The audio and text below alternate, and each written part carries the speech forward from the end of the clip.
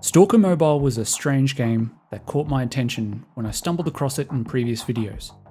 The idea of a stalker-like experience on mobile devices that predated the iPhone blew my mind and got me hyped to see just what got put out to the market. The results were, while very silent and potentially left me with a million viruses, very interesting. It felt like opening a window to a time in games that I never got to experience. I thought that's where the story would have ended for S.T.A.L.K.E.R Mobile, but thanks to a fan remake that came out recently, S.T.A.L.K.E.R Mobile is back, and better than ever. I'm Remade, and today you and I are going to have a quick catch-up about Picnic in the Oblivion. Picnic in the Oblivion is a remake of the original S.T.A.L.K.E.R mobile game from 2007, using all the original assets ported over to the Godot engine. Godot? Gal Gadot. It was 7+ years in the making, and though it might scratch an incredibly niche itch, it is a thing of beauty. Having spent several hours swiping around the original, I can say without a doubt that this is the ultimate way to experience S.T.A.L.K.E.R Mobile. I don't know if perhaps the build I was playing was an early development build or just cursed, but Picnic in the Oblivion feels like it captures exactly what the E3 2007 trailer was going for. It fills in the previous blanks of movement being locked to loading screen, point, click, loading screen, to actually having your perspective travel forward through the area.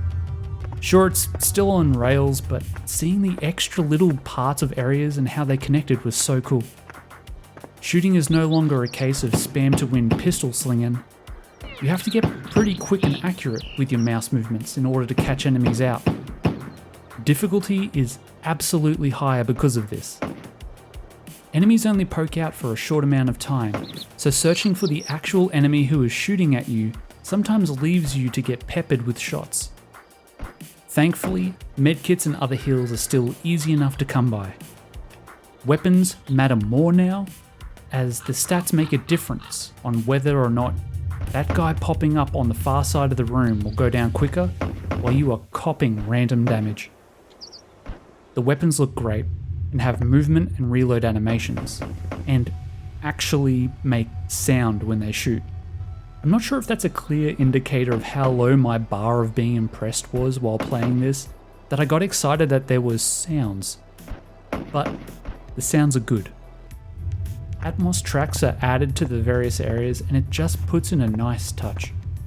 The areas that were displaying as dark voids with floating garbage fires are now actually areas, and you can finally see what the room and NPCs look like.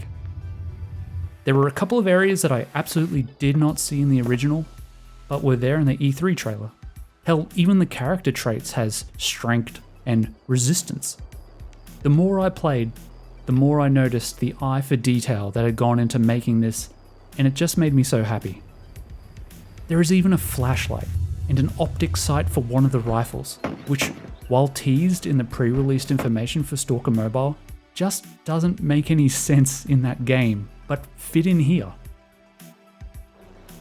I'm going to assume that the sight in Picnic in Oblivion is a nod to the OG S.T.A.L.K.E.R, because it felt like you just got a more zoomed in view of your target not getting hit by bullets. I primarily used it to zoom in on NPCs' faces.